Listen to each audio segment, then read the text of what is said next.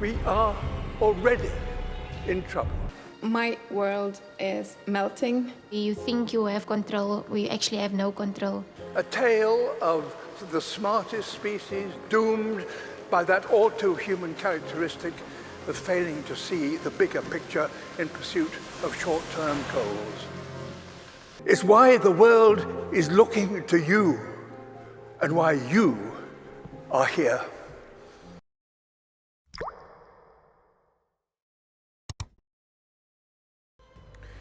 Your Excellencies, delegates, ladies and gentlemen, as you spend the next 2 weeks debating, negotiating, persuading, and compromising, as you surely must, it's easy to forget that ultimately the emergency climate comes down to a single number: the concentration of carbon in our atmosphere, the measure that greatly determines global temperature.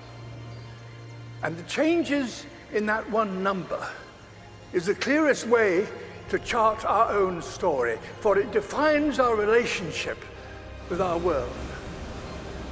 For much of humanity's ancient history, that number bounced wildly between 180 and 300. So too did global temperatures. It was a brutal and unpredictable world. At times, our ancestors existed only in tiny numbers.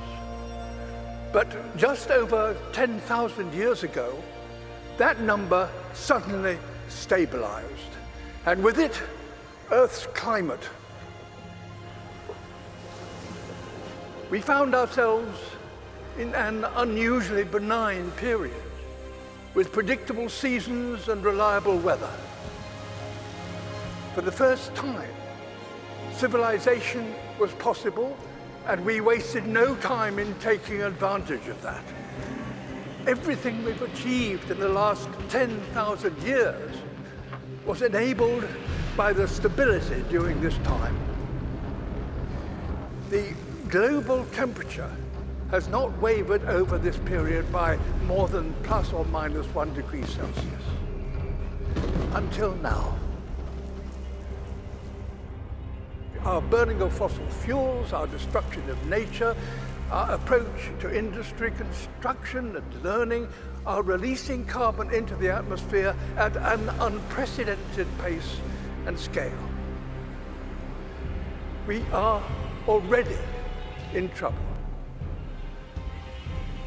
The stability we all depend on is breaking. This story is one of inequality as well as instability. Today, those who've done the least to cause this problem are being the hardest hit. Ultimately, all of us will feel the impact, some of which are now unavoidable.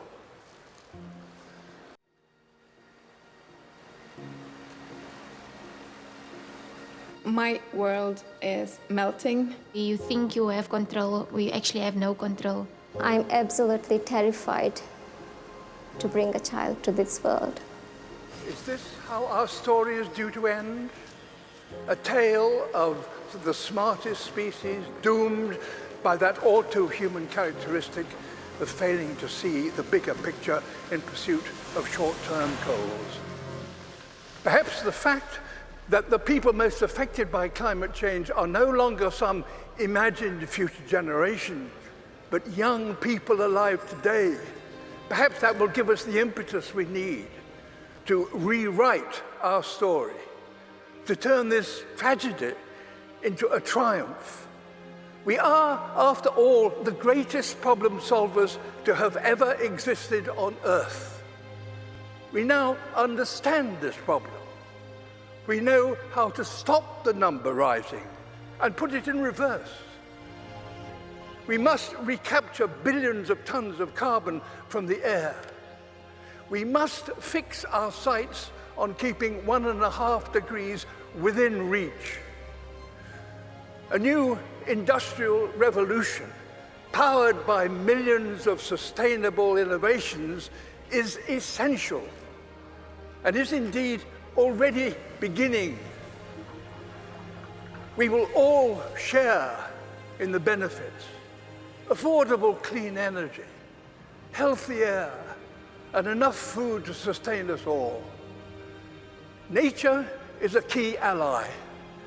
Wherever we restore the wild, it will recapture carbon and help us bring back balance to our planet. And as we work to build a better world, we must acknowledge no nation has completed its development because no advanced nation is yet sustainable. All have a journey still to compete, so that all nations have a good standard of living and a modest footprint. We're going to have to learn together how to achieve this, ensuring none are left behind. We must use this opportunity to create a more equal world, and our motivation should not be fear, but hope.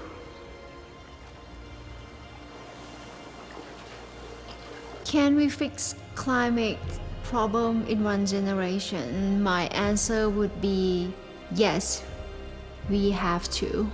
We need to not just to talk about what we can do, but to do what we can. This is a challenge that we should try to solve in a quick way with a long-term vision.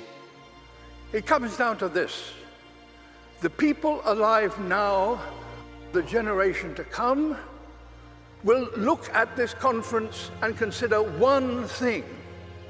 Did that number stop rising and start to drop as a result of commitments made here? There's every reason to believe that the answer can be yes.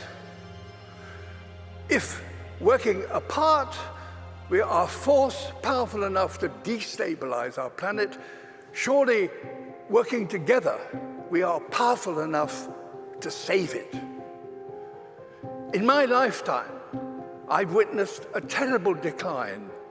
In yours, you could and should witness a wonderful recovery. That desperate hope, ladies and gentlemen, delegates, excellency, is why the world is looking to you and why you are here. Thank you.